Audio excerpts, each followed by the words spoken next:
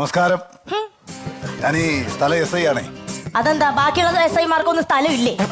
അതല്ലെന്ന്, ഞാൻ ഈ സ്ഥലത്തെ സ്റ്റേഷനിലെ SI ആണെന്ന്. പിന്നെ നമ്മളെ ഈ കൊച്ചു പിള്ളേരുടെ കാര്യമല്ലേ, ഈ കുഞ്ഞുങ്ങളാകുമ്പോൾ ചില പ്രശ്നങ്ങളൊക്കെ ഉണ്ടാവും. എന്ന് വെച്ചിട്ട് പിന്നെ ഈ എന്റെ മോന്റെ ഭാഗത്തും തെറ്റ് കാണും, നിങ്ങളുടെ മോളുടെ ഭാഗത്തും തെറ്റ് കാണും.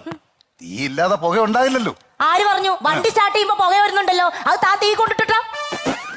നിങ്ങൾ ഈ കിടന്ന് ആവശ്യമില്ല സംസാരിച്ചിട്ട് കാര്യമല്ല സ്ത്രീയെ. ഞാൻ പറയുന്നത് കേൾക്കുക. നിങ്ങളെ കണ്ടാൽ തന്നെ നിങ്ങളൊരു കുടുംബത്തിൽ പറഞ്ഞ സ്ത്രീയാണെന്ന് നോക്കാം. അവർ നല്ല നല്ല സൗന്ദര്യമുള്ള സ്ത്രീയല്ലേ, അവരിങ്ങനെ സംസാരിക്കുന്നത് ശരിയാണോ?